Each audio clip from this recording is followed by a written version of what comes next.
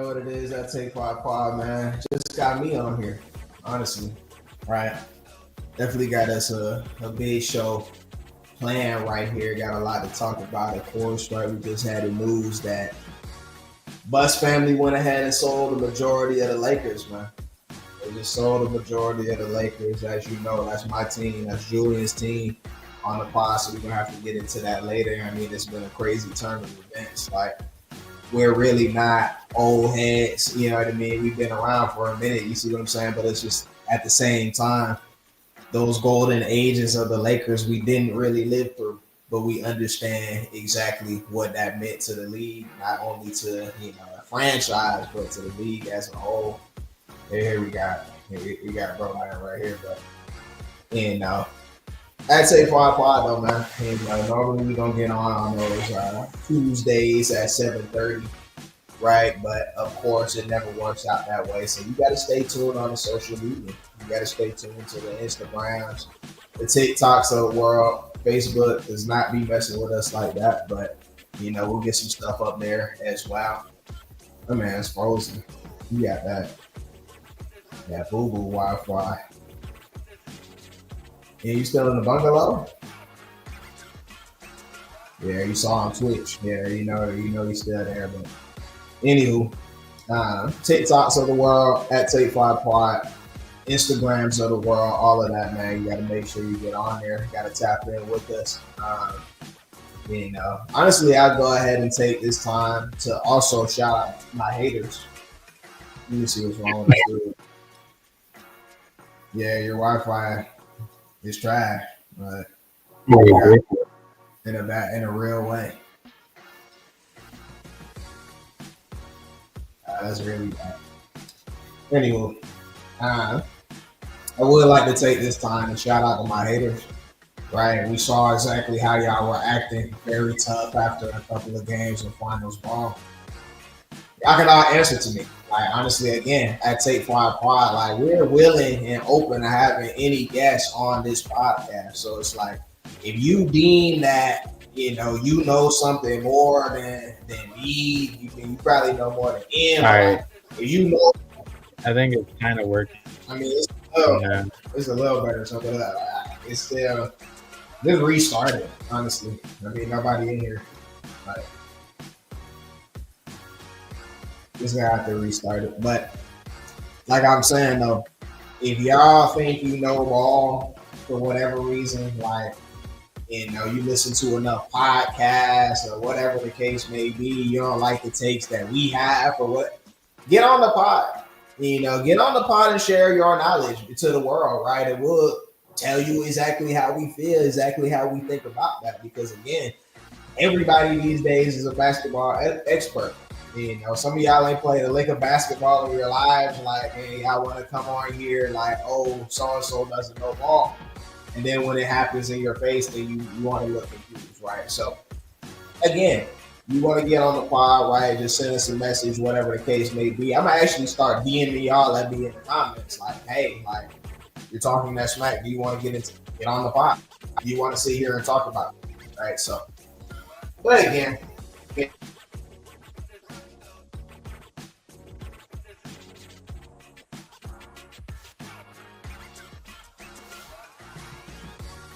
y'all can hear me though. Like I said, though, jam-packed pod that we got today. A lot of news surrounding the basketball world, but we're really winding down though. Definitely winding down as we speak. Into the point. It's the end of the finals already. We'll get there, but end of the finals type scenario, and we're gonna get into this off season though really fast, right? We already in the off season of football. We just seen Jaire Alexander go to Baltimore for real. So that's going to be very interesting there. But it's a little bit better in, but yeah, you falling out though.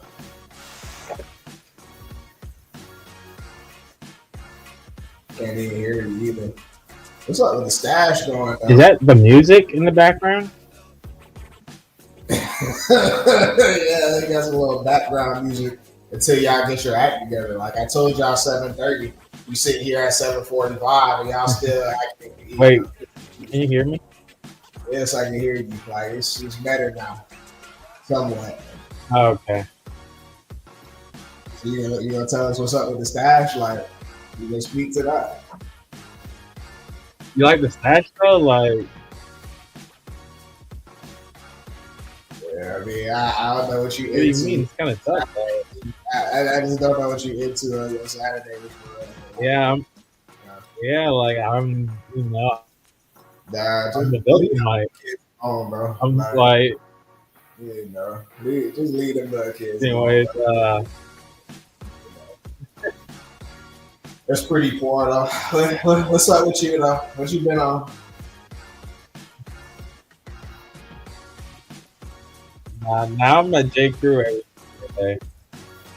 You said what? What's up with you? Where are you, man? Where are you at? Anyway,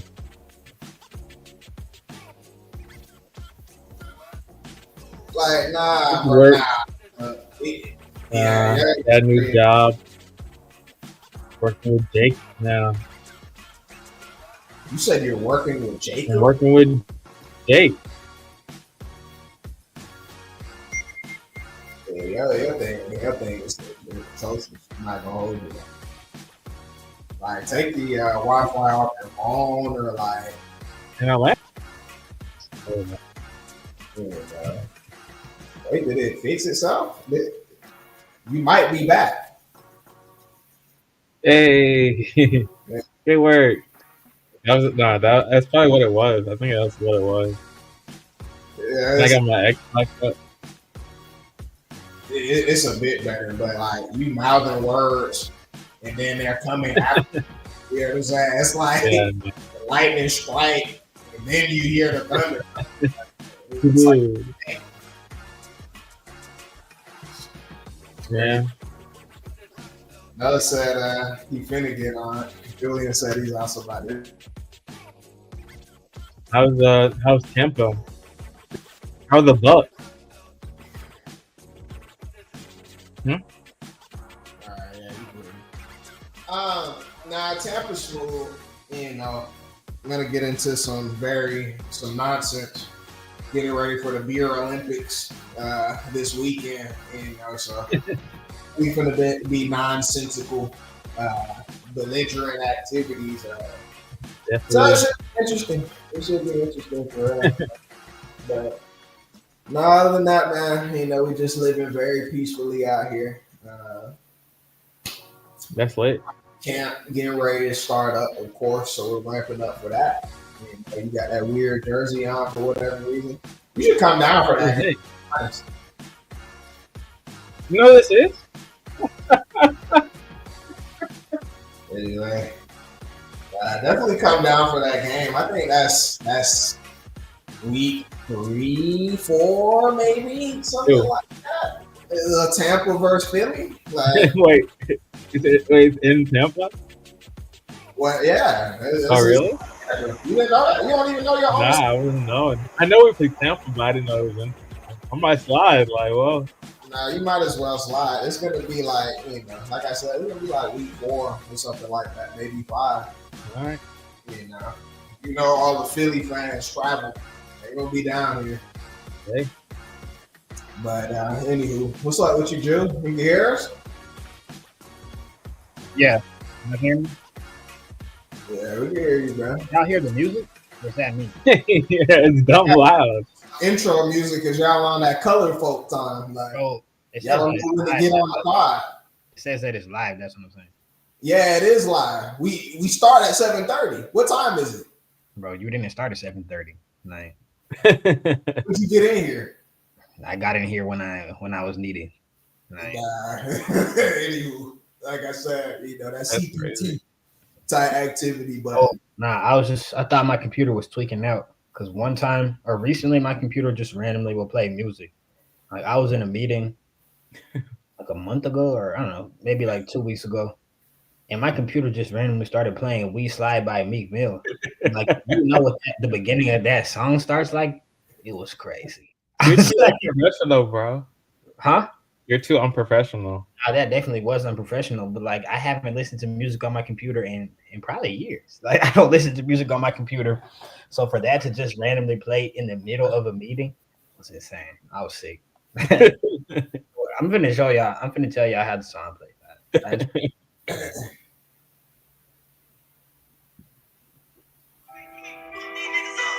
That's literally what happened. I was like, no way. Like, Look at that. It is Zoom attire and everything. Top half business, bottom half party. Like it was looking crazy. That's just sorry, bro. What's up with you, Jill? What you been on? Hanging out, cooling. That's about it, honestly. Nothing too much.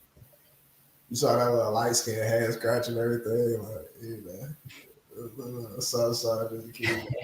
How's meals by you? Like, what we been cooking lately? Meals by me? Oh. Yeah. Meals by me been special. We got steak on the meat tonight, you know. Just good vibes. You know, steak How do you cook it? How are you cooking that? Like temp wise, or how am I? Yeah, temp. Yeah, temp. Probably a smooth medium. Like that's where I live, a medium. You know? Right. Yeah, definitely medium rare is too much for me. I can't do that. Yeah, that's too far. Way too chewy. Chewy pause.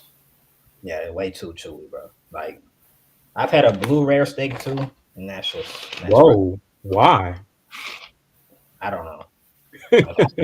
I don't even remember the context of having one, but I had it. But that junk was not good. It was terrible. Ew, whoa. It was bloody. Like, Dude, what you think about Ian Mustache?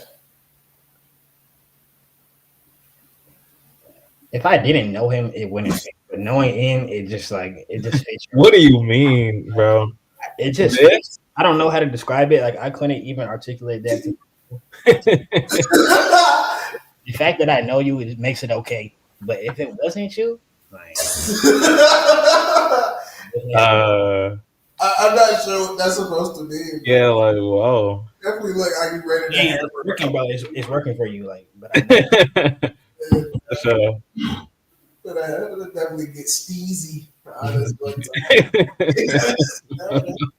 I'd say fine. We could go ahead and get into it. We got a lot of basketball to talk about, right? Definitely a lot of basketball to talk about. Any of y'all want to apologize to start, or y'all just want to get into it? But you should be the one apologizing. All right, let's just go ahead and get into it. I'd say pod, man. It's been a while, man. I miss y'all, boys. Here we go. So we got to start up. Let's rev it up for once. Paul. Desmond Bane, right? So this is our first, let's say our first trade of the offseason that really piqued a lot of our attention here, right? So Desmond Bane, he's going to the Orlando Magic from the Grizzlies for 4 unprotected first-round picks. CP, but Kentavious Caldwell-Pope and Cole Anthony, okay? So we all, once this happened, we talked about, is it too much with the picks? Like, we wrestled that idea there, but I want to take it to the Magic first, though, right? So what's the Magic ceiling going to be with this trade? You're bringing in a starter, right? We know Desmond Bane, he's a 20-plus point per game scorer, caliber of about 39 to 40% from three-point range. Like, what's their ceiling going to be year one in the East? Talk to me, Ian. I mean, honestly, like, only person on this screen who scares me is Paolo. Like, Franz is cool. Like, I'm a Franz fan. I think Franz is tough. I think he's a really good scorer. I actually like Bane a lot too. Like, I think he's really good at what he does. He's a really good 3-point shooter. He can actually score at like a really good clip.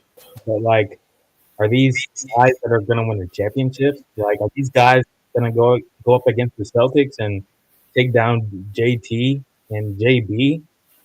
Like, why are you making that face? Like, that's something easy to do. I'm just saying, I feel like that's not really relevant for next year because JT is not going to play next year. Not most of the year. I believe Jaylen Brown's getting surgery of his own, actually, if I'm not mistaken. Could have pulled that out, but I forgot about JT. That's serious. But you know my point. My point is they're not going up against the best of the best, I think. I mean, like Paolo might be able to hang with like the best players, but like these other guys, are they going to step up to the plate? Like Franz, he's a good scorer and all, but is he going to defend? Is he going to defend the other team's best player? Like, is Paolo even going to do that? Like, there's just a lot of questions. And I don't think this team is anywhere close to like competing. Now, to that point, though, before I let you go, Drew, I mean, you start talking like Ian wanted to look at the landscape of the East. I mean, we just mentioned the Celtics, they're tattered. They're going through a situation as well where they're trying to figure out who they want to keep on that payroll, right? So they have a lot of decisions that they need to make. You see what I'm saying? So we talk about the Cleveland Cavaliers. Darius Garland has been put on the trading block, right? So they're definitely testing the waters with his name, right? The third team in the East, I believe, was the New York Knickerbockers, right? And they just got through firing their coach without any, rationalization or idea of what other head coach they were going to put in there. So to this date, they still do not have a head coach. Who was the fourth team this year, Drew? It wasn't the Pacers. I know they were 5, right? Pacers just got through making the finals. Bucks. But the Bucks. So again, we got Giannis' name floating around everywhere, and then Damian Lillard's not going to play the majority of the seasons there. Pacers, they look pretty healthy at this point. We'll get into that a little bit. And the Detroit Pistons, I mean, they look all right, but Hawks, we still searching. You see what I'm saying? So it's just like I'm a fan, but I'm like, hey, you're not gonna match up against these guys. They're the one that sent us home this past year. So you look at the landscape of the East. I mean, it may look better than you think, but Drew, I guess. No, I agree with what you're saying though. I think they're going to be contenders next year. To be honest, I really think that they can beat every team in the East, just based off what Morgan just explained. Honestly, so we have the Celtics. Their best player is not going to play for the vast majority of the season, so they're going to be very hampered next year. And like he said, they're floating JB in trade rumors, Drew Holiday, Chris Stopps. I don't think Derek White, but a lot of these guys who have been key guys to their championship run may not be there next year. So about to see how they look. Knicks, we have no clue. That's the only thing with them. Morgan said their coach, but also to their roster, I don't know. I really don't know who's going to be on that team. So we'll have to see about them. But the only team I think who's really going to be fully informed is the Pacers next year, who are really a threat to these guys. So, what about the Sixers? I don't believe in you. To be honest, bro, the Magic are one of those teams that we just destroy in the first round before we lose on the second round every year. Not next year. You got to look at this team, Ian. Oh, it's just Paolo. I told you, no one else scares me. No one else has performed in the playoffs at that level to where I'm like, oh. I'm refuting your point about France. France was hooping versus JT and JB this year. He had a few good games. He went head to head with the best forward tandem in the league, and he hooped. And he also had a stinker. So I mean, did he have a stinker in the playoffs? Yes. I don't think he had a stinker. I'm pretty sure he did. Let's fact check you. Yeah, so we appreciate you for joining us, bro. We're talking about Desmond Bane to the Magic. To the Magic here, right? So my question that was posed is what the Magic ceiling is going to be for this next season. Now, Julian just got through telling us that they may be contenders, and Ian is telling us that he's simply not concerned. So what do you think about this trade here, and what do you think the Magic can do next season? I think I mean, the Magic did good to secure a shooter, a young shooter, scorer, because they definitely needed it. They had horrible three-point shooting. Does this make them a contender? Probably not. What did they end this year in the East? Like, it didn't really matter though, because they were hurt all season. They were hurt. I'll give you that. But I don't see that they're not better than the Knicks. They're not better than healthy. I think they are. They're not better than. They're not better than the Cavs. Like, what was that second team that you named? I didn't hear it. the Pacers, dude. They're not a better They're not team. better than the Pacers. Okay. They're not better than the Pacers, but they are better than the Cavs, and they're better than the what's it called? As You well. ain't be killing me, man. That's crazy, man. He's making stuff up. That was that crazy. Yeah, like you're like, whoa, this is. I just don't understand how that's crazy. So the one thing that this team needed was a dynamic shooter, right? They had no spacing for their two wings, Paolo and Franz. So now they get one of the best shooters in the league who also can get his own shot. He defends too. All of these guys can defend. Jalen Suggs is coming back in this year. He didn't really play. I don't know. I don't understand what they're really missing. We have a Wendell Carter Young 5. Like, they have a good team. I mean, but these other teams in the East, Pacers and Knicks, Pacers, I agree. And Cavs, like they are like they've had these rosters, they've made playoff runs, like I feel like, and they have more experience as well. Like this is also a super young team with the addition. Experience-wise, I agree. The Magic have been to the playoffs the last 2 years, if I'm not mistaken, and they gave the Cavs hell 2 years ago, and I mean, the Celtics, I think they went out in 5 this year. But and the Celtics as well. They're not better than the Celtics. Sorry. They are going to be next year. I mean, they're not going to have Tatum. So it's also going to be interesting because we have to see like where Giannis and KD land. Like there's a lot of like stuff that's up in the air for like these conferences too. So I mean, we'll see. But this team is nice. So before top 12, he's top 12 in my opinion, at least. Who is top 12? Paolo? Yeah, he's top 12 in my opinion. Paolo is crazy. Bro, but I actually have to change my tune on Paolo because I didn't think he was going to be that good coming out of college because of how he was hooping at Duke. Like it just didn't look like he was a dog. But that's not the case. I just have a question. While we had that subject, you think he's harder than KD right now? It's just tough to put someone over KD, bro. I mean, for sure. I'm just saying, I'm just trying to think of like 12 heads in my head, though. Dude, I mean, is he better than like everybody, or like he's better than a couple? He has to be better than 3 people that made All NBA. And I don't know who made All at the very least, but I mean, at the very least, Evan Mobley make All NBA. Don't say it. All right. I'm not like better than Evan Mobley. He's better than Evan Mobley. He is. He is. Win D-boy? Mobley? No. I'm not like he's harder than Mobley, bro. I cannot. Yeah, don't try Paolo. Evan Mobley is better than Paolo Banchero. Paolo Banchero. They just have much different role. Like Mobley is a defensive anchor, a mobile defensive anchor, and he plays his role top 3 in the league. Like his role, he can get 30 easily any night. He gets 30. What are we doing? I mean, is he better than Halliburton? Yeah, he's better than Halliburton. He's better than Jalen Williams. Like he's better than all these guys. All they make All NBA except not Hallie. Hallie made it. I thought he made 3rd. I don't think he made 3rd. I didn't know he made it, but yeah, he's better than both of them.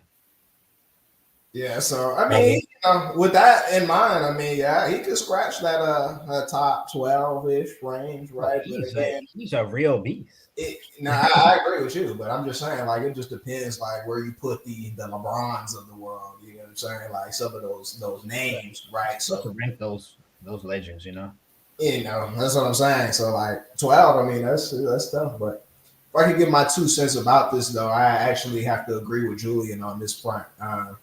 Now, as I mentioned, so we talked about the landscape of the East going into this season.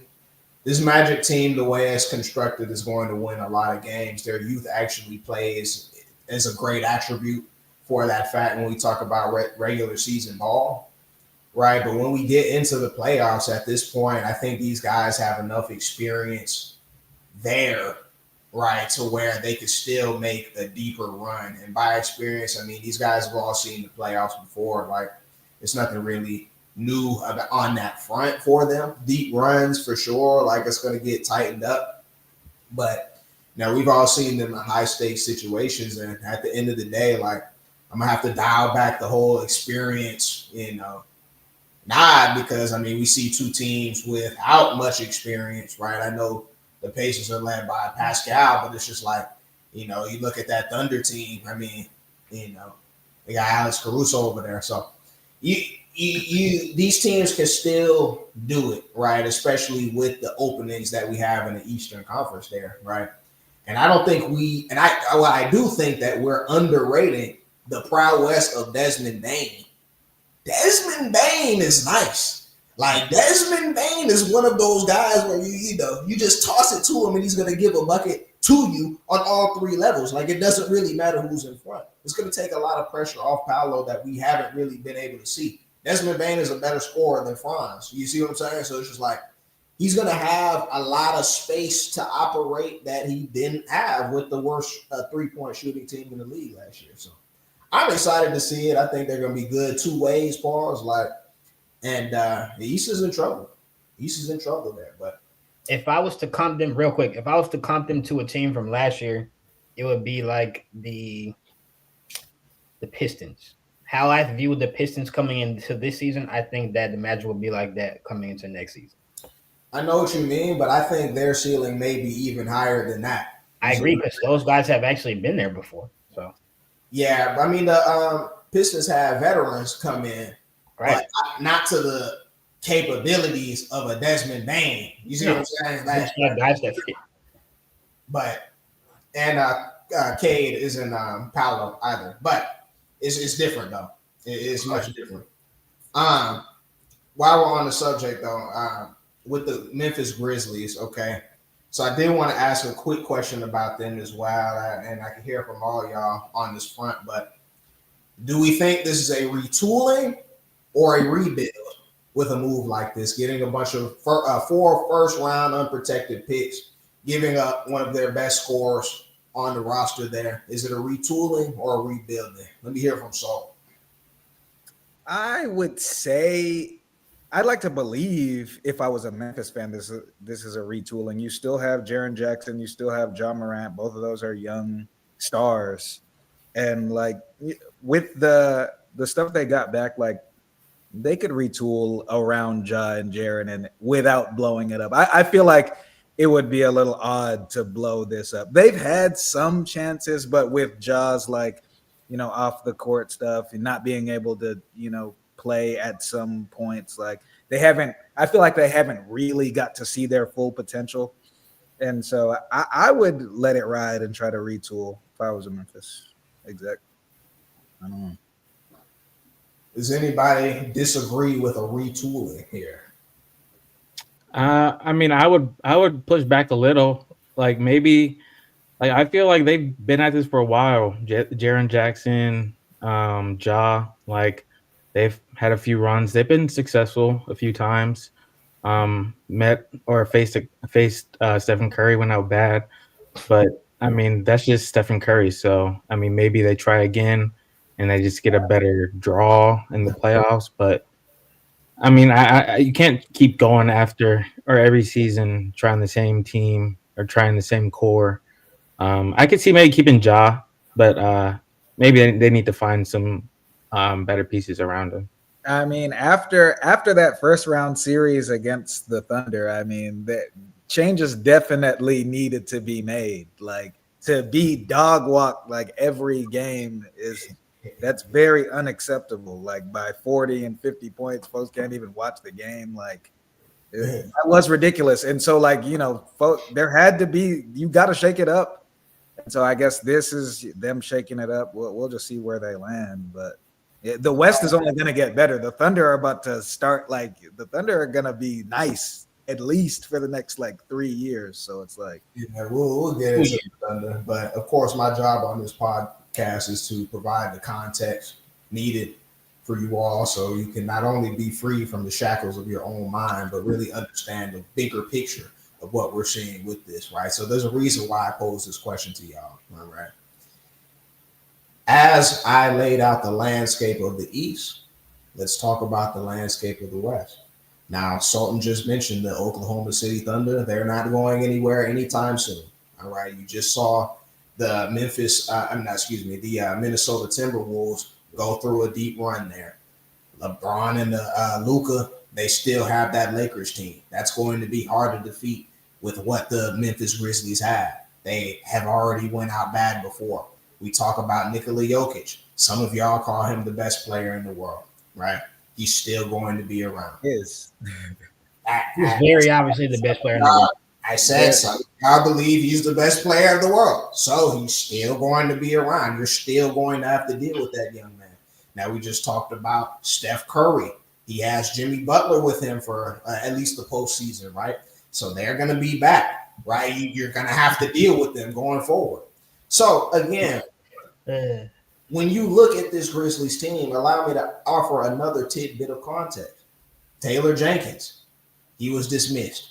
Okay, so they brought in a Frenchman. Forgive me, I do not know his name, right? Not yet, at least. Okay. Now, he was brought in because he is revamping and retooling the offense. We're seeing a lot more pick and roll, a lot more high ball screens from him, right? So he's going to bring in what he believes is necessary to win. Does Ja fit in with that? Does Jaren Jackson fit in with that? It's yet to be seen. We don't know.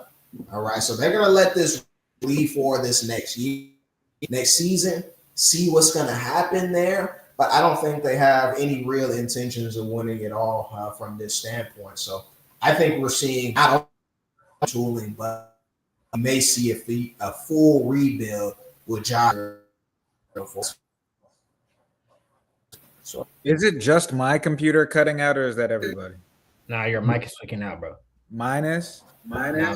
Mo's mic. Oh, Morgan. Yeah, you're cutting in and out. I thought it was my computer. It just started like 10 minutes ago. It was fine for the most part.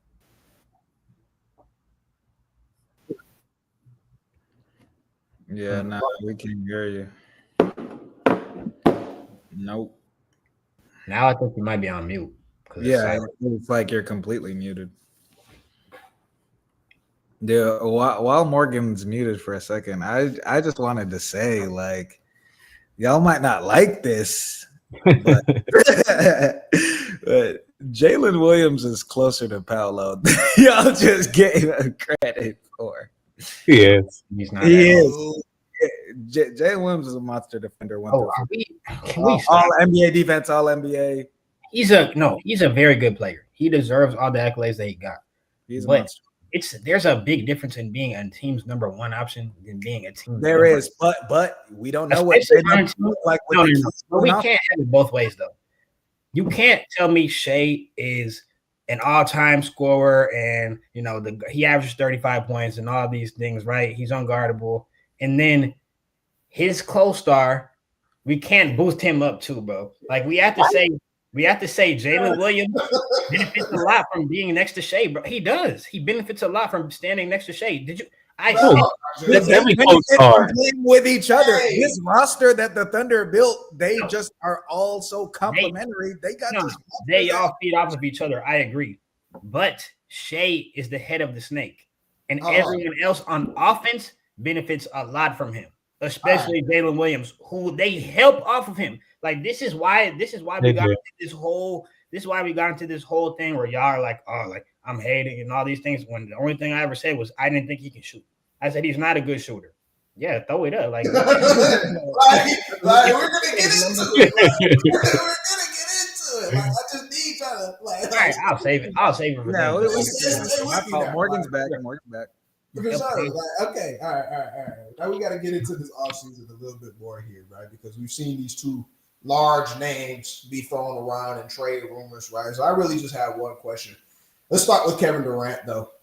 What team do y'all believe would benefit the most from a Kevin Durant trade this offseason here? Now, we're getting ready to get into the draft, right? So time is ticking. But who do y'all believe would benefit the most from a Kevin Durant trade?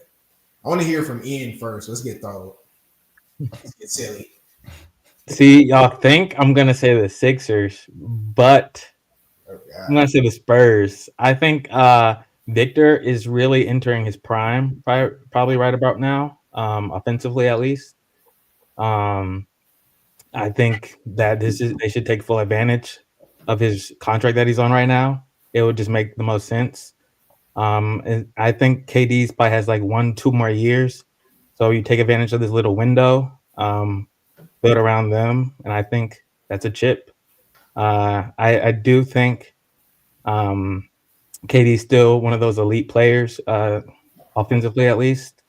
You pair that with Wembanyama, the best defender in the league, probably a top 10, 15 player. I think that's the hell of a duo. Very hard to stop, especially with Darren Fox. I forgot about Darren Fox. Like, oh yeah, nah, that would be a tough little team.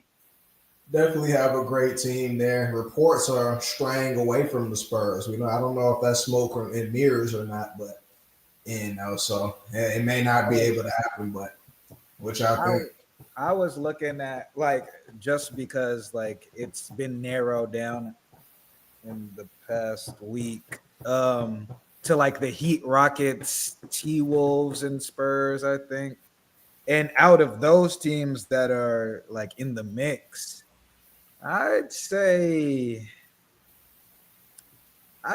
maybe the T-Wolves or the Rockets. Like it just depending on what they would have to give up. I'm not sure what assets you would have to give up if you're like the Timberwolves. Like, but say you give like Randall and like DiVincenzo and like a pick or something like that for KD. Ant-Man, KD, Gobert, and them. That is also a nasty little squad. They said that KD turned down a trade to the Wolves. Yeah, that would have been tough. Yeah, and then the Heat is also in the mix. I feel like they're saying like the Heat and the Rockets are like the top two. I feel like he has the highest odds to go to them. I don't know if the Heat would even like. The Heat might not be better than the Magic if KD goes to the Heat and they still keep Bam and Hero. Like, so I don't know about that one. But I'd say the Rockets are the T-Wolves. I personally am not a large fan of the Rockets idea. I think that'd be asking a lot out of KD, to be honest. I know Sengun's a good player. They got some other good pieces around there, but I think we're still going to be asking KD to be your one at that point. And I don't know if at this stage of his career, he has that in his bag on a championship team. But Drew, what you think here? I disagree. I think it's the Rockets, I'll be honest. Number one, we saw all they needed was a guy who can get buckets, especially when it mattered the most. Like, we saw them get into crunch time with the Warriors. They had no one to turn to. It was Van Vliet or a Jalen who is proven to. I mean, he didn't show up yet. I'm not ready to call it quits on Jalen yet. He's really young, but they just need a guy who can go get buckets, especially in high leverage moments. So I think KD would fit in super well there. I just don't know what they would give up. Like, obviously, you're not going to give up a Thompson. Like, I assume he's untouchable. But do you give up Jalen then, or one of those? Like, I don't know. I see a lot of folks talking about they're giving up like Jabari and like Cam Whitmore and like picks and stuff. I feel like they have enough assets to where like they don't have to mess the team up that much. They could go the trade Jalen route though. I wouldn't be all the way for that, but I mean, it could happen. No, trading a player like Jalen Green for a guy like KD on his way out is. I think that's just a mistake. Like, you don't like. Of course, Jalen Green didn't play to your standards or to his standards or superstar standards in the playoffs, but a lot of players don't in their first 2 years in the playoffs. So, like, you definitely got to give it some time. Even Sengun, I wouldn't even think about letting him go or any of those young players. I don't think that. But yeah, I don't know about KD to the Rockets. I think you have to give up too many young pieces or gamble. Like, if you give up a Reed Shepherd and like so said Jabari Smith, yeah, that's still a gamble. I would say a gamble. I would trade Reed Shepherd, Jabari Smith, Whitmore, like you said, all those guys for KD. Right, you're thrusting yourself into contention. You If I'm the Sixers, I wouldn't trade McCain. I wouldn't trade any of our young pieces for KD. You wouldn't trade McCain for KD to get him on the Sixers. No. Jerry McCain is nice, bro. But like, come on. Yeah, but then you would actually have a superstar that could play and get y'all to the playoffs if y'all. Would he play? Like he's old too. Like there's a lot of gambling. We're like, well, play more than Joe. Like, yeah, like we know Joel's not gonna play, so it's like KD might play. Joel is not. The only time KD doesn't play is if he has a catastrophic injury. We haven't seen KD load manager sit out games. Come on, man. Yeah, it is Kevin Durant that we're talking about, the Durantula. But no, I mean, I get where y'all are coming from, but to Ian's point, though, I mean, we're talking about a Rockets team that I believe was, at least throughout the course of the season, battling for that 2 spot. They may have seen 1 at a time during the, regular season. I think they finished 3, if I'm not mistaken, right? 3 or 4. Fact check that, but yeah, it had to be 3 or 4. yeah, I mean, but they were up there with the pieces, the young pieces that they had. No, they finished 2. Yeah, so like they finished the 2nd seed in the West. And we just talked about all of these Western teams that, they have superstars. They're great, Like we're saying, they didn't play to their fullest capabilities come playoff time. You face a tough Warriors team, tough coaching. Those guys have done it for probably a decade at this point, right? But, they've got a lot that they can hang their hat on. I don't see why you would go, for lack of better words, balls deep for a Kevin Durant. Like Ian is saying, like, why wouldn't you? My only thing is, why wouldn't you? He's 30 points per game with extreme efficiency whenever. I don't know. I'm not the biggest Jalen Green guy. Like, I think all he's going to end up being is just like a run and gun type of, type scorer. But, like, I don't know if I give that up, the potential of what he possibly could be. Like, my only thing is, like, I don't know. It's kind of bringing up the next point. When I look, I would rather get KD than Giannis right now if I was some of these teams. And Giannis is listen. Giannis is a lot better than KD right now. Y'all are not letting me cook, bro. Let me No, just let me finish. If I'm a lot of these teams, I would rather get KD than Giannis because the asking price is going to be exponentially lower. No, it's not. KD's still asking for 60 mil. KD is still asking for 60 mil. I don't mean money. I'm talking about who you're giving up. Assets, no one cares about assets, bro. Assets are attainable very easily. No, if you're trying to win, I'm saying. Like the teams who are close, not any team. If I was a regular team, yeah, like I would get Giannis, obviously. I think he's top 2. I think he's the 2nd best player. But if I was a team who was very close, I don't want to trade the whole team for Giannis, bro. I don't want to do that. You would trade the whole team for KD, though? No, I don't think that they're gonna ask for that. The Suns can't ask for that. They're in no position to ask for anything. But the Suns have no leverage, bro. KD's not playing for you next year, and no team is gonna give you a lot for him. That's fine. But do the Bucks have leverage? No. Of course they do. They have the 2nd best player in the league who's still in his prime. Giannis is not playing for them. Yeah, he will. Yeah, It's not asked out. Yeah. No, okay. Even if Giannis does play for them, where are they going? They'll go to the playoffs as they They'll have. go to the playoffs. That's in the 2nd round, probably. Like, They don't have Dame, monster, bro. Huh? They don't have Dame. Who's Yeah, their they don't have Kuzma? Yeah, it would be Kuzma and Kevin Porter in there. All right, bro. Not a good team. I agree. I think You don't know how that one ends. Or I really don't want Giannis to leave because I don't want him to go West Coast. Like that sucks for the that is gonna get thrown, and the West is gonna get very, very weird. That sucks a lot for the league if Giannis goes West Coast. But to my previous point, I don't think what can the Suns really ask for KD right now? What they ask for is they get that Grizzlies team on the phone. This is what I wanted to know. Even if you did that, they're not getting back Jaren or Ja. No, you don't need Jaren or Ja. That's fine then. What you need is Young Bull that they have down there that was giving it to LeBron. Gigi? Gigi Jackson, I think his name is. Yeah. You get that guy Gigi while the asking price is low. Let me pull up the roster. But y'all have to think about it. Think about what you're saying right now. You just said Kennard. Andrew Jackson for KD, bro. Let me cook. No. We just said they got 4 first-round unprotected picks. I understand. I'm talking about the people who are close, bro. If you're close, you're gonna have to trade away hella good players for Giannis. You're not trading away first-round picks for Giannis. I'm talking KD. Desmond Bain, I know. I'm just saying, to my point, Desmond Bain just went for 4 first overalls.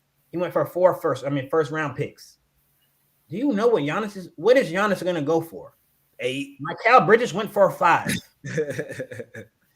Giannis goes for anything on your team. You're depleting your roster to get him. So, I don't know. I would rather get KD if I was the Spurs. I would rather get KD because the Spurs may mess around. They'll keep all their good players. They may have to only give up like a Vassell and a pick or something, and I see second pick. Yeah, dude, I see a lot of like potential trades for KD where the Spurs trade their like 11th pick and then the other and keep the second pick.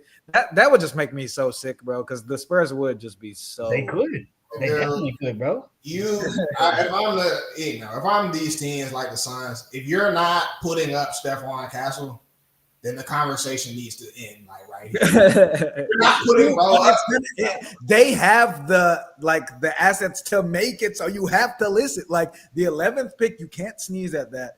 Then they'll throw you like Vassell and maybe Sohan or something, and then Keldon like Johnson.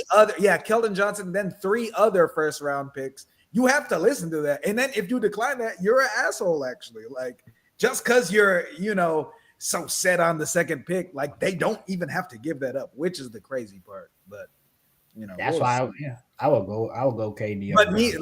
But I do understand Morgan. Like if I'm one of these other executives, like I am like damn near straight on it. Like, cause I want that second pick. Like y'all do not need this. So it's like, I'm going to need that for one of my best players, but we'll see what happens. But it's like, what would you rather trade the 11th pick for KD or would you rather trade the second pick for Giannis? I would take not trading the second pick for Giannis. That's what I was been trying to explain. Giannis is going for the second, the 11th, 3 more first rounders. Stephon Castle. True. Stephon Castle. The second and 11th for Giannis that's outrageous, bro. I would hang up the phone in the middle of it. Is outrageous. It is not. It is this second overall pick, dude. It's not even like Desmond and Bain just and went. This is an insanely high talent draft too. This isn't last year's draft where nobody knows what to do with the picks. You're getting real contributors with these lotto picks this year. Like it's serious. But let me reel Julian back in just for a second, though. I want to take it back because again, we just watched a trade between the Lakers and the Dallas Mavericks, right? We just saw that occur. We just saw that happen. That is the outlier, bro. And it's an outlier, but you never really know what these teams are looking for here. We can see a swap. We can see something crazy like that happen to where it makes sense for both sides. And then the rest is history. The Milwaukee fan base will actually assassinate. They will assassinate, bro. Milwaukee, they will assassinate their GM if they trade Giannis for anything comparable to what Luka was traded for. That's not happening. We're not looking at that as the standard. That will not happen. They just saw Desmond Bain go for 4. We've recently seen Mikal Bridges go for 5. Giannis is going for multiple contributors and many first rounders. It all depends. No, it doesn't. For a lot, the price is going to be very. The price is going to be high. But hey, we see another swap. It could happen. Does anybody have any other landing spots for Giannis that may exist here? Right, like Julian, you said a Western team. Who's going to do it? No, I don't want him to go west. Okay, but it's most likely going to be a Western team. I agree. It seems like it could be teams that are I'm close. looking this up because I saw something. It might have just been Knicks propaganda on my feed. Could Giannis go Miami? Bucks trading Giannis to Miami would be foolhardy. That would be crazy. That would just be kind of weird to do. And we've seen very strange things, but I mean, trading Giannis in conference, I don't. So like I said, if you're only including Western Conference teams, I don't think that there's so many teams who have enough to give up what's required for Giannis. And then also, I don't know how many people are even going to be like really truly in the market for him. You know. And I Giannis is probably saw Giannis was like getting comfortable, or like I saw reports like he might want to go to Toronto, and I don't even know, like, would Toronto, if they give up RJ Barrett and who else is on Toronto? They're just They're giving up. they got Brandon Ingram. They got Brandon Ingram out there. You can give up Brandon Ingram. Yeah, I don't know what their roster looks like, but yeah, like with giving up your major contributors and just getting Giannis to Toronto, I don't see that like amounting to anything. They wouldn't be better than the Magic if, or I don't know. I don't know about all that. Like if they get a Scotty Barnes, Giannis type swap, maybe throw some picks in there to spicing up the deal. You see what I'm saying? It could still be a very nice. I won't say a very nice, but they could be a playoff team. Like I mean, with Giannis being a top 3 player in the NBA, exactly. like, he is. He's gonna get them somewhere. He cannot be guarded. But no, they got Emmanuel Quickly, B.I., Grady Dick, Jacob Podol, Ochai Agbaji. They got some young pieces. Like they got some young people. I guess it's not like some contender though. Like if I'm Giannis, I want to go and try and win, and Toronto doesn't seem like that. I agree. I think Giannis is definitely trying to go to a team like Sultan was saying, like the team that has assets like after the trade, like they're not gonna give up like the whole team. Like they'll still have like a team when he's on the team.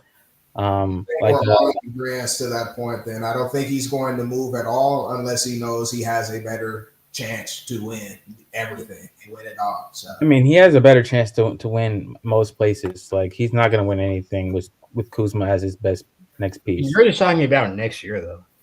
Yeah, like he's bigger than next year. He's probably signing an extension wherever he goes.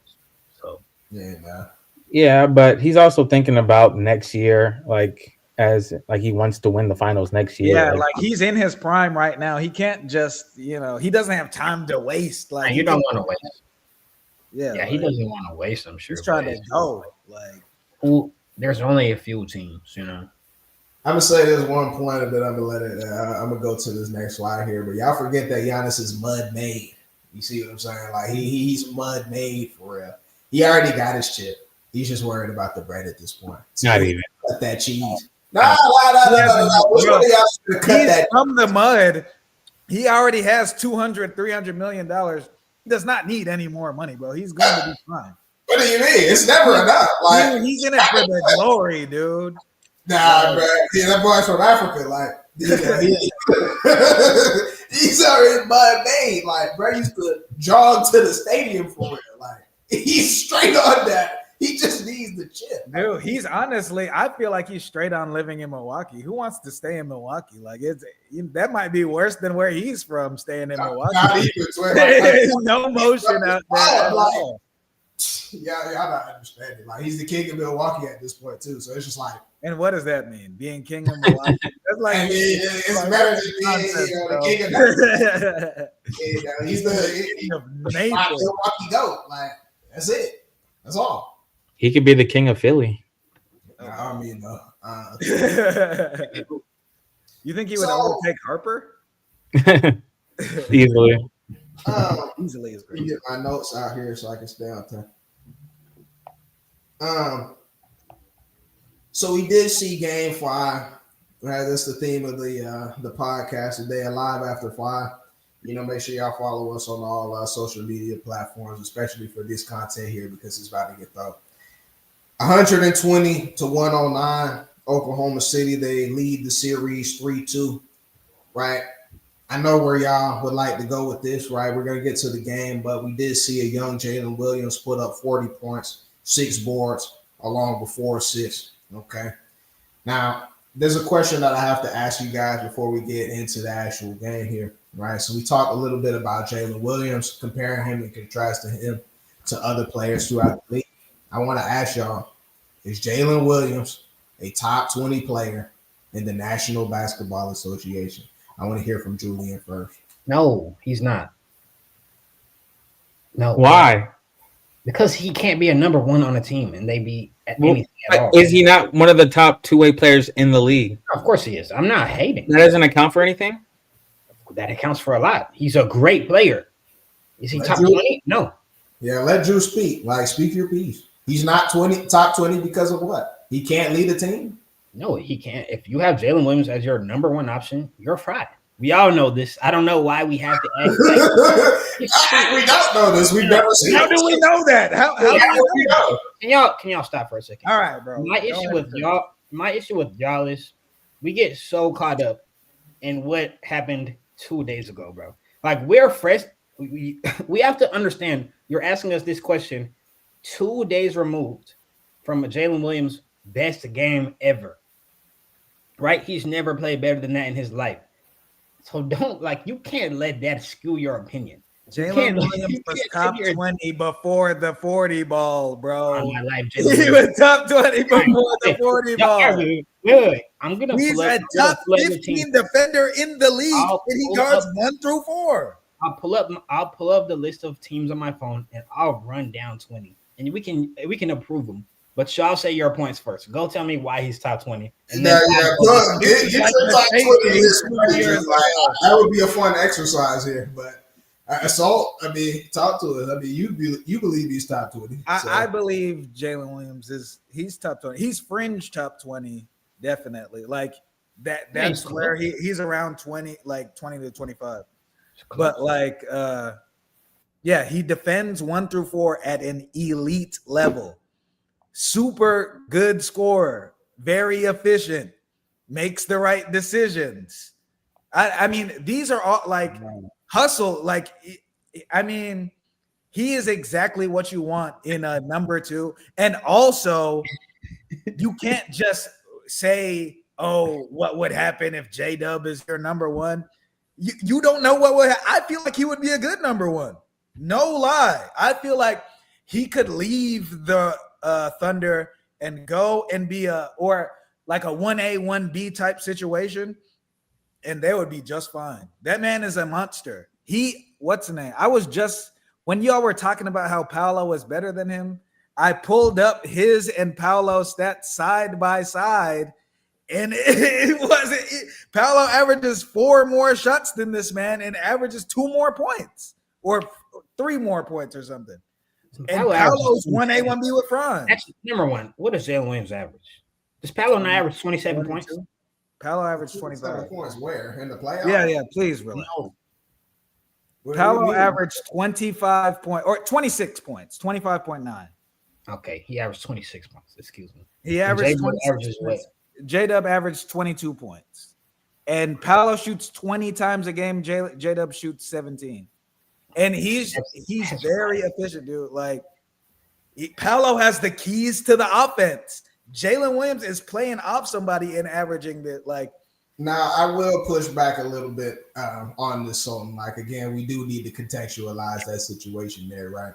Now, Paolo Banchero played on the worst 3-point shooting team in the league as a forward. You see what I'm saying? So, like, his buckets, every single one of them were extremely tough.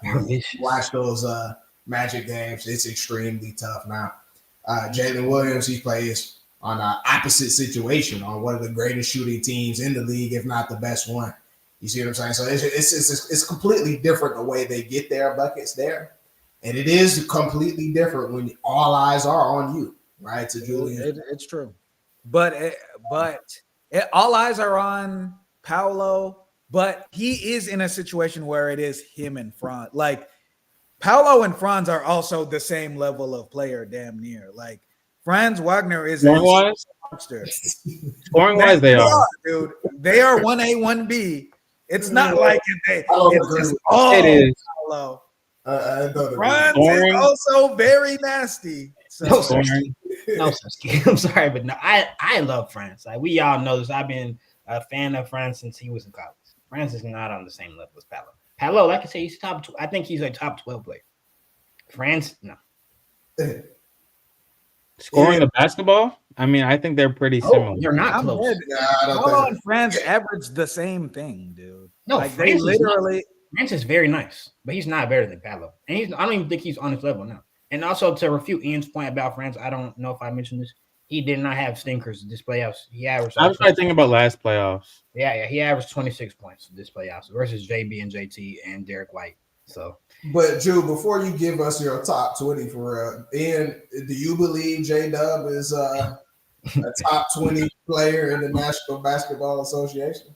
I would probably have to look at the list and like go name by name, like I was saying. But like what someone was saying, fringe top 20, 25.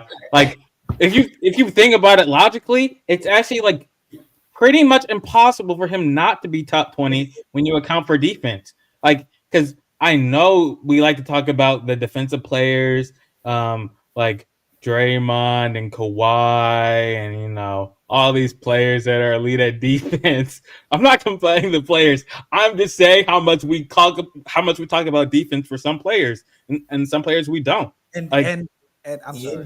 You can go. I'm pretty much done. And what's her name? J Dub is a far better defender than Paolo.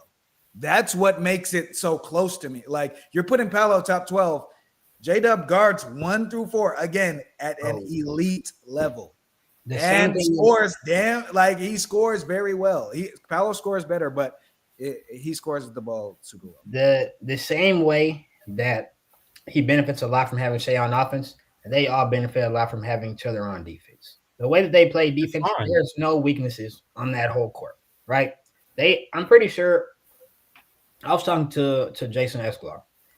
We were going down the like advanced metrics and all these things. He was talking about how they were the best defensive team ever. I said I don't think they're the best defensive team ever, but the stats will tell you that they are, right?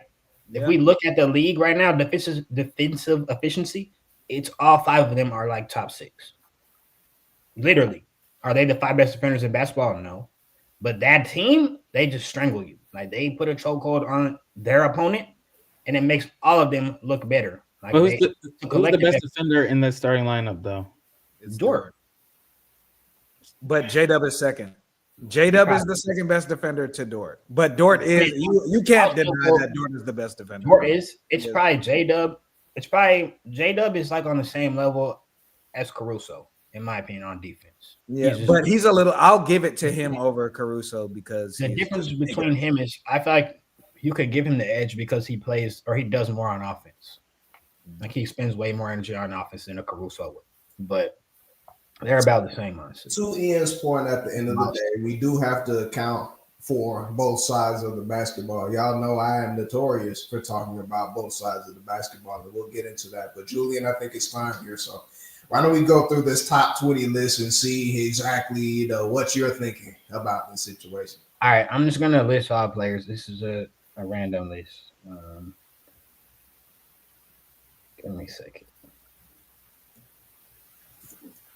This could get very weird very quickly. Let's do it. Weird, dude.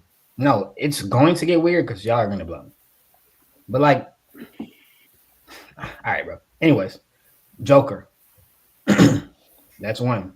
Yeah, it's just Shea. Yeah. Giannis. Luka. Curry. Ant-Man. Hallie. My bad. You got confused for a second. My fault. That's seven. Donovan Mitchell. Mm-hmm. Yeah. Of course. We never know what y'all about Jalen Brunson.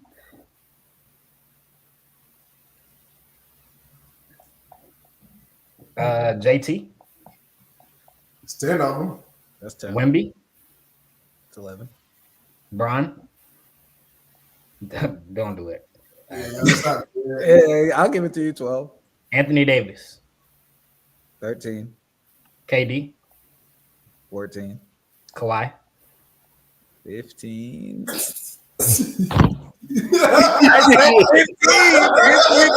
What, this is where it starts to get treacherous, though. This is where it gets Hey, risky. like, There's 15. no debate, Kawhi.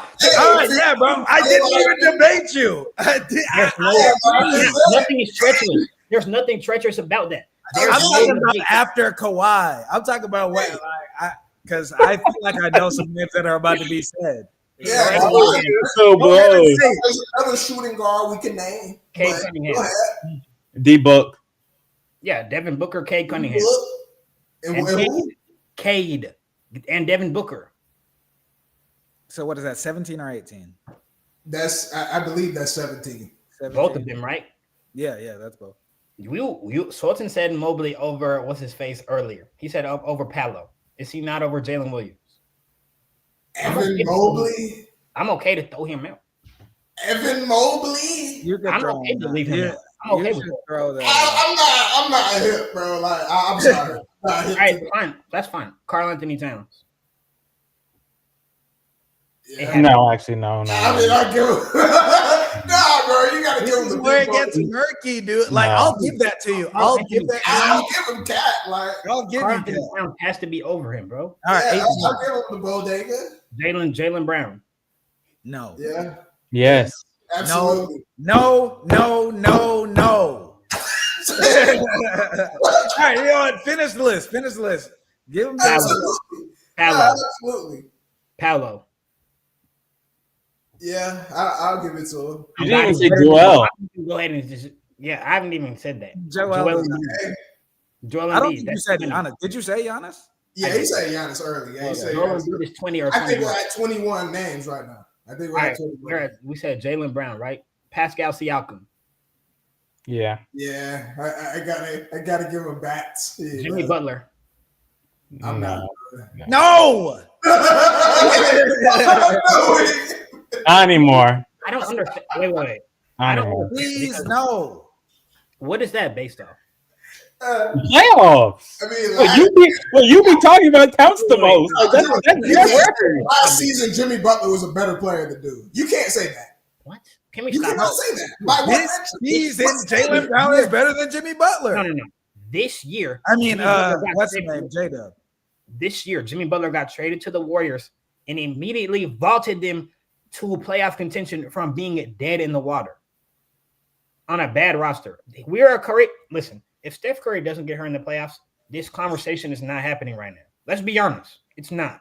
I don't agree with that. Why? I truly don't agree with that. If- There's nothing that Jimmy Butler was doing in the playoffs that we have not seen Jalen Williams do. Dude. Nothing. Wait. Nothing. Wait, I'm sorry, dude. So I'm I just- just want to know: Has Jimmy regressed? Has Jimmy regressed from last year? We're just talking about a season, big fella. No. I'm talking about who's a better player because we included like Joel Embiid. Dude, can I just say something? Jalen Williams shot better than Jalen Brown from 2, better from 3. Bro, he's getting The late. Celtics are a better or have a similar constructed roster to the Celtics. It's not like JB is out here taking some tough shots. J-Dub defends JB is equal taking to tougher or shots than better than Jalen. Jalen Brown. I don't even know if that's true. Jalen It Williams. is. I don't know how- It is. I'm here to tell you that that's true. Well, let's go ahead and get this out the way. Are we just talking about last season, or are we talking No, about? we're not. We can't. We're talking about one season. That's foolishness. Okay, if we're not talking about one season, then for sure we got to put Jalen Brown above, bro. Like, Yeah, no, Jalen Brown is he's way. Like, what are we talking about? That's Batman that we're talking about there. So, like, Jalen yeah. Brown is not better than Jalen Yes, Brown. but- In 2000, in Jalen- 2025, Jalen Brown is not better than This Jalen is what I'm talking about with Brown. the It's not true. recency It's bias. not true. I'm just looking at it. It's not true. So This is we can this just is agree to recency disagree. bias. It's not true. Do you, as a fan of basketball, would you feel comfortable with Jalen Williams leading your team if he's your best Would I player? feel comfortable with Jalen Brown leading my team? No, he cannot shoot. He shoots worse than J-Dub, and you said J-Dub can't even shoot. He doesn't shoot worse than J-Dub, bro. I'm sorry. On my soul, he does. Bro, So you're talking let's about get- percentages. Yeah, bring a percentage does. if someone takes 2 threes in a game. I don't care about your percentage if you take 2 or 3 threes in a game. I don't care. I don't care, bro. We can't look at percentages. That doesn't matter. Look at the game. We see Jalen Williams play. They help Jaylen off Brown him. shoots If 2 he's threes a a game. good He shooter, shoots they're not 1.8 going to threes help a off him. game and shoots much worse than J-Dub. They both shoot 2 threes a game, and Jaylen Brown can't shoot. He shoots 30%. I don't believe you. The Celtics. All right, I have it up. I'm looking at it. In 2025, Jaylen Brown averaged 22 points, shot 1.83 point. Or wait, no, never mind. That was Max. Never mind. I'm dead. But he shot 32%. Yeah, exactly. We had it back there. Like I said, this is why you got to call them out. It doesn't add up. They shoot the most threes in the league. That doesn't even make sense. They both had the same amount of makes. They both shot 5 threes a game. Okay. So while you have those stats up, you will acknowledge that this was a down year for Jaylen Brown behind the arc, won't you? What? Let's see. But I mean, you know. It was. I mean, he shoots over 35 usually, but he shot 32. Yeah. And Jalen Williams has shot 40% from 3 in a season on more than 2 threes a game. So His threes are different. Let me show you how many Jalen Williams is not. He was not top 200 in threes that year. He didn't make top 200 in the league in threes when he shot 40%. So I don't care about your percentage if you're not shooting any volume. I don't care. We're gonna continue with the list because it's not done. We haven't even had 22 names at this point. We haven't included Ja Morant. Yes. Zion Williamson. Yes. Trae Young. Yes. Yeah, I mean, yes. I was waiting for Trae Young too. Because we want to talk about both sides of the ball, bro. Please. I don't care. I don't care. Trae Young led the league in assists, bro. Like, what are we talking about? What about Maxey? Let's just throw Maxey in there. Oh no, those are the conversations that he should be in. Tyrese Maxey, Franz Wagner. We should be having those conversations. We should never put him in conversations with the top guys in the league. This is where I get labeled a hater. When we have outlandish arguments that are being made. And I just have to tell y'all, like, I'm telling y'all that is it's a stupid argument to say that. It's stupid to say that you would like Jalen Williams to be your best player, to be the best player on your team, and you could contend with him. No, you can't. He's not leading you anywhere. We all know this. They're helping off you every possession on offense. You're running off the ball and dunking. We can't compare him to a Trae. We can't compare him to Devin Booker, bro. But but you can't say in his role he's very elite. He's a great player. Yeah, I have never said he's not a great player. He's great offensively and defensively, both. Right? Yeah.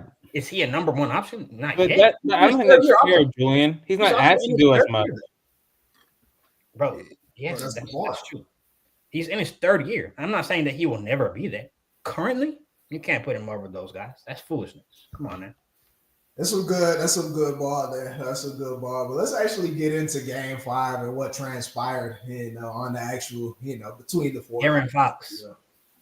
Yeah, it's interesting that you mentioned De'Aaron Fox because we got to talk about Halliburton. But so I do want to keep it on the lens, keep the lens on the Oklahoma City Thunder here, right? Because not only did you have this is egregious. I'm sorry, it's getting egregious. Where I'm going down the list, it's super egregious. I didn't list Damian Lillard. I didn't list Damian Lillard, Kyrie. Like none of those guys got listed. Like this is crazy. This is very crazy. Anywho, this is when we talk about defense. But all right, let's move. Kyrie's not better than Jalen Williams. Huh? Bro, let's just move. wait.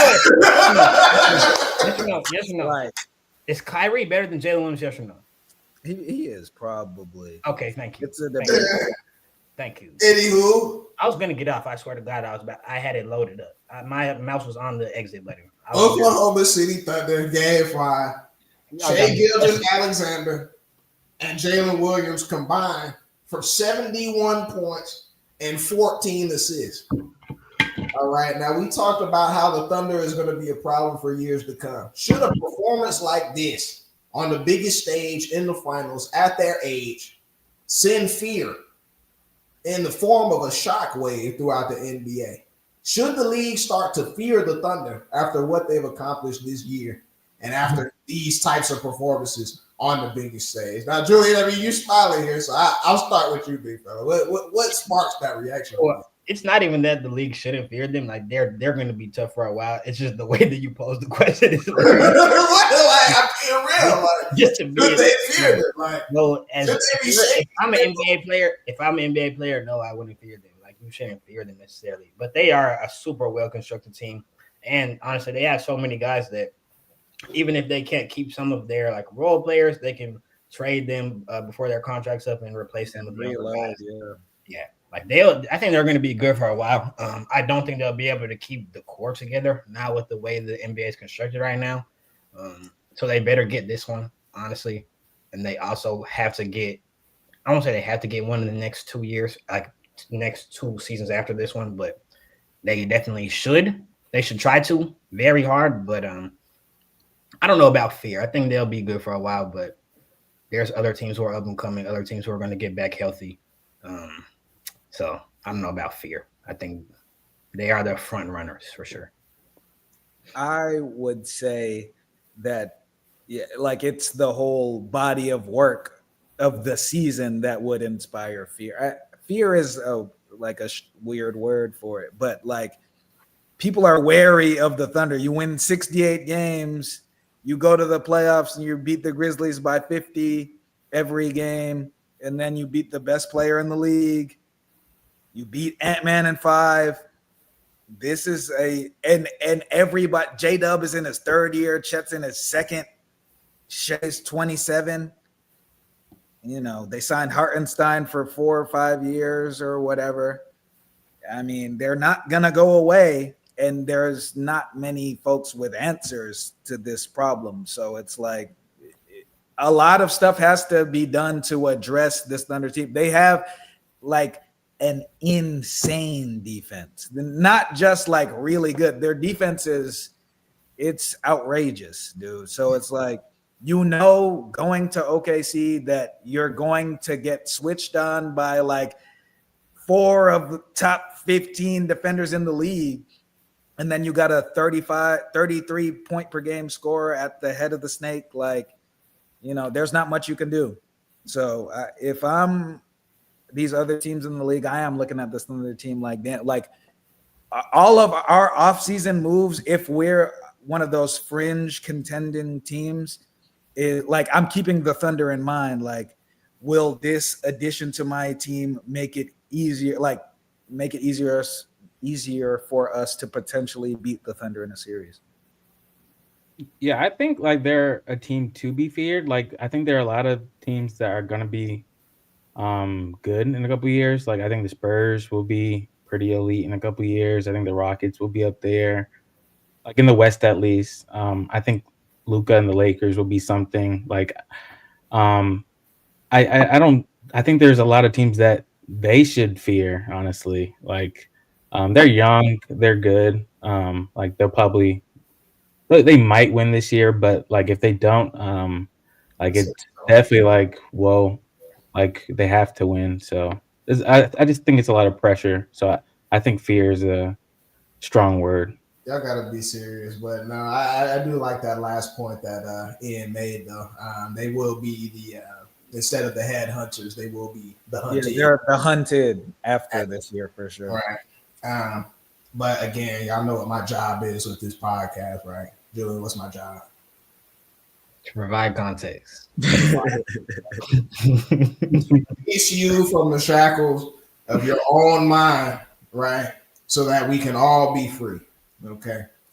Now, when we look at this Thunder team, Sultan told us about this team, especially Shai Gilgeous-Alexander, 2 years ago. All right. 2 years ago. Now, 2 years ago, we didn't see what we're seeing today. All right. Now, specifically in that game 5, we saw a young group grow up in a very, very big fashion. A very, very big fashion. When I see Jalen Williams playing out of his mind on the biggest stage, I don't care how he did it, Jim. When I see a 40 ball in the finals from a guy that's not the MVP, that's when that's when you really got to think like, wow, it's only going to be up from here. What was our one harp about the Thunder 2 years ago, Julian? I mean, they hadn't done it yet. Lack of experience. Yeah. experience. They're going to win a finals in 2025. There's no more experience to be had by any of these guys. They know exactly what it takes throughout the course of an 81, 82 game season and also through 15 games of playoff basketball. They know exactly what it takes to win going forward here, right? I don't question these young men hungry because Chet, he's going to go back this offseason and say, we won, but I played poorly. I was not myself. I have the capabilities to come back and be a key contributor, even more so than I was in this finals, especially in the playoffs, right? Jalen Williams, he's going to have a lot of money coming his own way if he continues this play, right? He's going to take that into account. And Shai Gilgeous-Alexander, I mean, he's got two young bulls pushing him as well. This is something to be feared.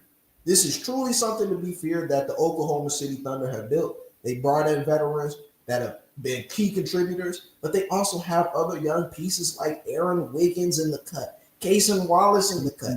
Different guys that can come in and contribute in a big way. They're going to look at themselves and then be better in the offseason. This is something to be feared. They also turn a blind eye. No, that's it.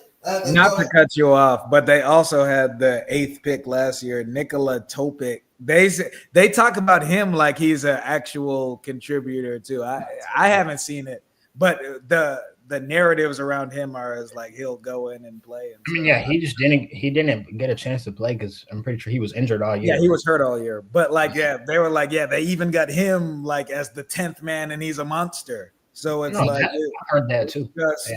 The team is just built so crazily that it's. I think the biggest thing for them is just like taking full advantage during the time that they have this team together. Yeah, because this is an outrageous team to have.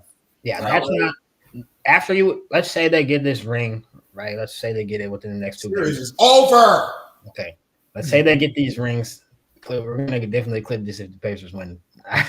But let's say they get this ring in the next few days, right? Those guys don't care about rings anymore, or not say they don't care, but all of those guys are going to go get paid, right? That's going to be their priority. The bench guys I'm talking about, like Cason Wallace, he's going to probably go get paid. Maybe not Wiggins, Isaiah Joe Wiggins, all of these guys who are contributors, they can't all be together and all get paid. So most of those guys will be gone.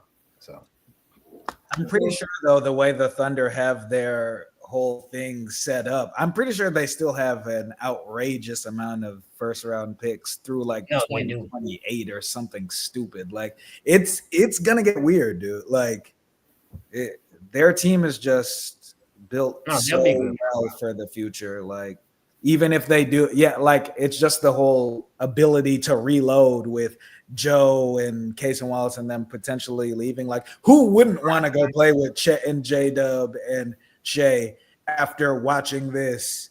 Like it's going to be tough though, because like if Chet reaches his potential, you have to now max 3 players. Yeah, and also I was talking with Jassim Escalar about this. Like if I'm Shai, because he's like eligible for some outrageous bag, I forget what it is. Most but like it's at a certain point to where it's like you can go to the front office and be like, what can I get paid to keep these other two here? Because, you know, when you're making $200, $300, $400 million, like, do you really, like, you know, just in the interest of continuing to win, like you'll give up like a extra 50. Like, what is that to you? And that's not all of his earnings. This man has other ventures and all that. Like, he's going to be fine. He doesn't need to max himself out, and these other folks. But I could see like J-Dub wanting, like if they win this year and maybe win again, I could see J-Dub being like, I want to see if I can be a one on a team and make 300 mil. Like, you know, yes, you'll start trying to little bro him in the media. Like, yeah, you know what I'm saying? You know how stuff like that goes with the media. He'll start with that. He's already made All NBA, so. Yeah, no, exactly. Like J-Dub is 23 and made All NBA both ways.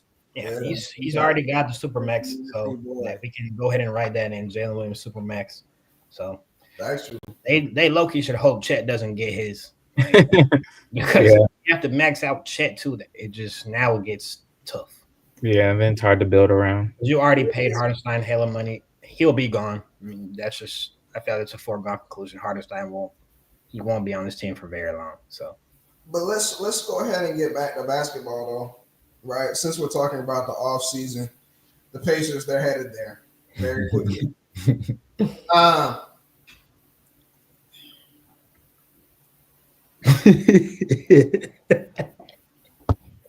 Now,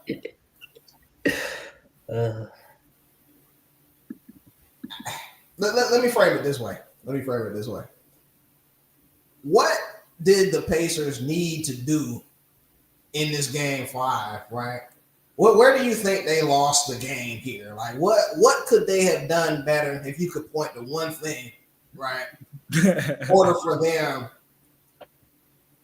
to get over that hump, right, and compete to the end there, because of course they let go of the rope at the end there. We saw Furphy in the game again in the NBA Finals.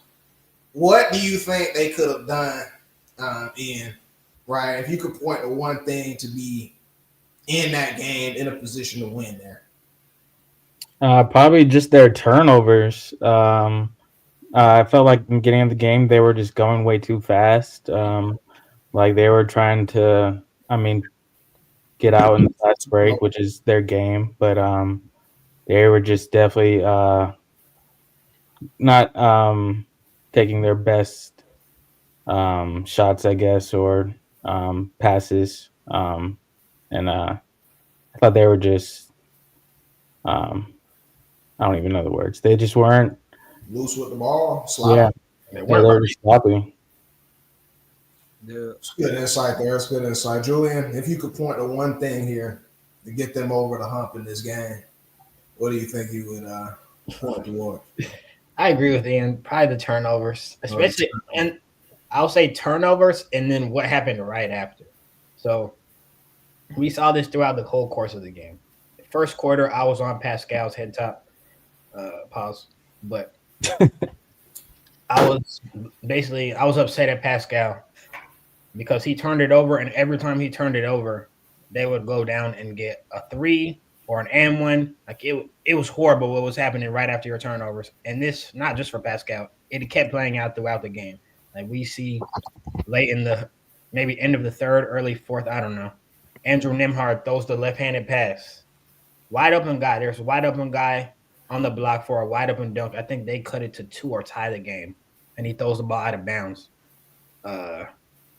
Thunder come down, hit a 2 or a 3 and 1, something like that, and it just changes the game, you know. So I would say it's the turnovers, and then not letting the other team capitalize off turnovers, and then also you can't let Jalen Williams get 40, bro. You can't let him go for his all-time best game. So, if you could point to one thing to get them over the hump, what would you point toward?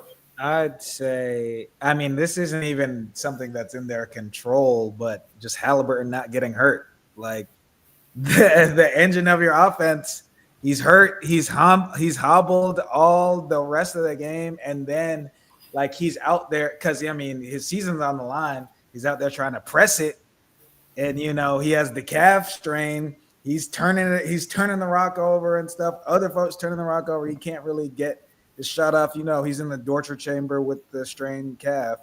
So, it just gets tough after your best player gets injured first quarter. And you know what I'm saying? Now, I know where y'all are expecting me to go, but let me say this. Right. Actually, hopefully my mic doesn't go while y'all let me know. I started this podcast thanking all of my haters. We read every comment. We read every comment. Reach y'all, right? And please know that my door is always open if you'd ever like to get on the podcast. It's at Take 5 Pod. We normally get on 7:30 p.m. Right? We discuss a lot of hoops. That's really our wheelhouse. There, we're gonna get into some football shortly for real. But if y'all ever like to discuss basketball with me, you just say it, right. But the greatest thing about this podcast, though, is I was mentioning this while Ian was there. I'll come to you, right? So you drop a comment, right? Expect a little DM, direct message from me, right? Face me one-on-one. We can really discuss. We can talk about it, right? Whatever you got to say, like whatever takes you have, you can just address me personally. All right. But anywho, let's get back to basketball. I do appreciate y'all getting philosophical. I do, right? When we talk about team sports, right? But at the end of the day, Julian will tell you that stars have to be stars, right? So a lot of y'all believe Tyrese Halliburton is a superstar. I don't believe he's a superstar. I believe he's a great player. All right. He played 34 minutes of that game. Regardless if you're injured or not, there's no way that you play an NBA basketball game while having 0 field goals. That's atrocious. That's unacceptable. But I will not blame Tyrese Halliburton for that. I blame Rick Carlisle because you saw TJ McConnell balling. You saw him balling off the bench. He was the reason, him in the bench unit, right, with Pascal, Batman, he was the reason why they were able to bring this game into a close situation. Like if you could see Oklahoma City, like their fans, they were getting a little bit nervous as they started to come back late in the game, right? Because they had that bench unit in there and they did not have anything that they could do with them. You cannot put this guy back in the game. You can't put him back in the game, bro. If he's hurt, then he's got to be hurt on the bench. He cannot be hurt out there dribbling into a trap and throwing the ball onto the other team. That's absolutely unacceptable, right? It's unacceptable for your superstar. It's unacceptable for your star, for your all-star, for your role players. It cannot happen at all, right? So we have reports now. We don't know if Halliburton's going to play in Game 6. It's a game time. He shouldn't be playing. He should not be playing. If he's going to give us anything like that game right there, he should not be on the television. He should not be on the television, bro. You got to stop that. It's bigger than basketball at this point. If you cannot play, do not play. Oh, shut up. I was actually going to ask y'all, do y'all think he should play? No. Yes. No. Only if I don't think he should play if he replay. actually can't. Like if his calf is really actually strained and he's like below 70%, their team has a good enough offense to could actually play without it. Like I don't agree. Whoa. What are you talking They, about? they don't have a chance to win. It's funny. Without the engine, how can the car go? I have a coworker that's he's a Pacers fan, and it was funny what he said to me today. He was like, it would make his day if Halliburton didn't play and they just got beat by 50, just so people would get off Halliburton's back and be like, obviously the team needs, like, people like to act like the team is still what it is without Halliburton and they could do XYZ without him. And I don't really think they could for real. And like, it's just interesting that a Pacers fan would be like, I want Halliburton to not play injured and just we get dominated so folks can understand the gravity of Halliburton's play. Shout out, bro. He knows his clip, so he's looking for narrative victories. Shout out, bro. He knows his clip. If I just don't want go, he should not be playing. What's up, dude? I was just gonna say, like, I'm afraid of him furthering his injury. That's not something that you play with the calf. I know very well. Obviously, my calf exploded, or my Achilles tendon exploded. So we saw what happened to KD when he ran out there with the calf strain in the finals. So you obviously wouldn't want a Tyrese to force it. The type of person I am, of course, I want him to play. Like, I feel like if you can go, you should. But he probably he's pressing it too. I think that he will.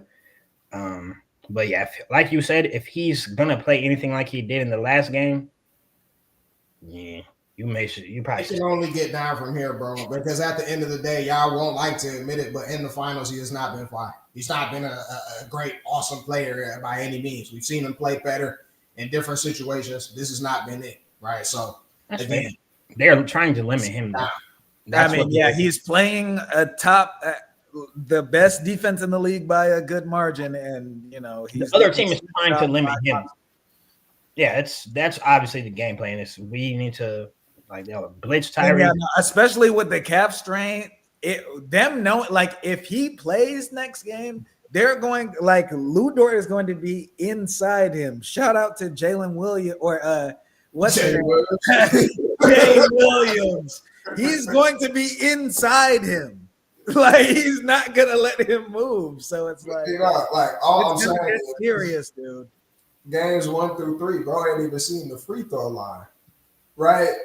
Yeah, guys, he's a good player. He's got a great personality, right? I think he's actually shown tremendous leadership throughout this run, right? Clutch ability. We cannot take any of that away from him. But bro, at this point, he's not the best to go, especially if he's injured. If he's injured, I agree. But there's no reason to do this. If he's close to himself and can get paint touches, which is what he was doing, when they played well, even when he wasn't shooting the ball, he was getting paint touches, which helps everyone else. Even Miles Turner, bro. You'll see Miles Turner play these last few games when Tyrese can't get into the paint. What Miles Turner's just out there, he can't do anything. That's true. You'll see what happens when McConnell comes in, he gets into that paint. It opens it up for everyone else. So it's really that simple. You got to ride TJ Pauls. I'm trying to tell y'all, man. I know we want to be politically correct on this podcast. I don't give. It's hard to sit Tyrese Halliburton down. It's not. It is. We saw it last night. No, he should have did it. Come sit by me. That's what he said. No, he should have did it at the end of that game. He probably should have, especially in the last few minutes. If you saw, I think he put him back in maybe 9 minutes left. You saw the first 3 to 4 minutes of that fourth quarter. You probably should sit him down after that. And I know Tyrese, he's a competitor. He wants to be out there. You see what I'm saying? But it's we got eyes. It's not. But also, if you're Halliburton, I feel like he feels like he loses either way. Because if he sits the whole rest of the game, then you got Morgan on the podcast hey, this is supposed to be a superstar, and he doesn't even want to play. He doesn't even want it. If he can't play,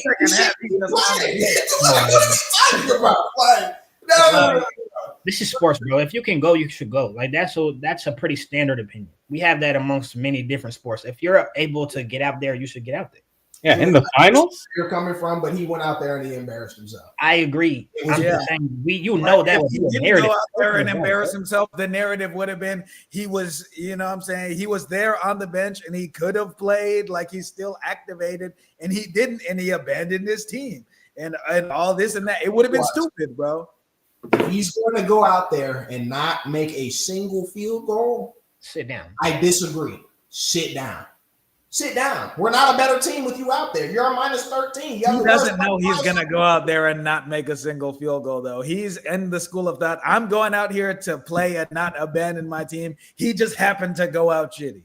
If you can't go, bro, Julian just said, you don't play with these types of injuries. If you cannot go, you can't go. That's it. I know his season has 2 games at max left. He's gonna try to go. We're gonna try to go. Just sit down. That's it. Morgan. It sounds good until you're in the position, bro. Yeah, exactly, bro. You're I can still run and I can still walk a little bit. I'm going to play in my own way. Yes. Think about that. I mean, no, 2K is not your own way, brother. Don't start with that. I ran out in a high level game with the high ankle sprain. On everything, you ain't been on in no type of high level games. Not like this. No, that's factual. But I'm just saying, I've ran out in a big game for my level. I've never seen you do much. We're all peers. We're all peers, and I was all reason 2 years. So I'm just eyelashes, bro. That's This man.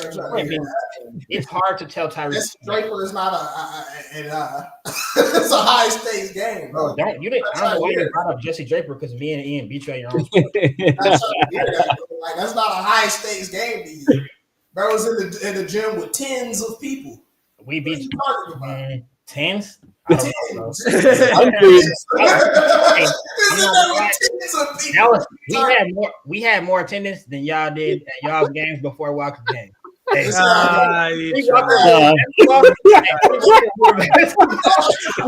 deeper. No BS. That's the loudest I heard that gym, bro. Elijah Holyfield's son, right? Before Walker, though. Talking about you doing that. What are you talking about? What are you talking about, bro? Y'all did have Usher's stepson and Evander Holyfield's son on the Yeah, field. our game. We were going It's nuts. like Outkast's son was You got big yeah, boys. audience. Anybody was out there to see you. There's just a lot of Atlanta Royals on the field. I'm team though. Like, What you talking about? I was playing. I was contributing. Like that's fine. I don't care if they were there to see me. Like we were winning. No stakes. You never touched the trophy. What are you talking about? We did not win the championship, which is Yeah. it damns me. Hey, Like that's not that's how- Trevor. Shut up. No, that was no Trevor Lawrence. We have a ring, bro. So it happens. Yeah, Dude, me in my sport where I was top 20 in Division 1, just Yeah, you looked were it up. My ankle exploded actually, just like Drew's Achilles. I was still trying to go win another conference championship. And I knew that I couldn't. I just knew that the folks under me couldn't really fuck with me either. But it was like, when you're in that situation, conference championship or a championship on the way, I knew that, I probably shouldn't do this. But I went there and had a private workout in front of my coaches actually before the conference championship to try and show them that I could. They did deduce that I was fucked up and I definitely shouldn't do it. But like I was still out there going dummy off the 8 ibuprofens. So it's like, it is what it is. Like when you're in that position, you got to try to go. You want to try to go. Only so many chances. If you can't jump over 4 feet, then you shouldn't be high jumping. And you know what's crazy? In the little private workout, I jumped like 6'4", something like that, 6'6". And that would have got like third place at conference or something like that. But they didn't let me do it. I was messed up. I didn't have any ligaments in my ankles. So. It's probably for the best that they didn't. That boy's funny. That take 5 pod, man. We're gonna go ahead and wrap this thing up. Shout out to the Lakers though. They just sold that for $10 billion. You know what I mean? I did want to get into that, but getting a little late here, getting a little long-winded. Yeah, I do have to go. You know what it is though. YouTube, Twitch, X, TikTok, all that. Make sure y'all follow us. We'll see y'all next week.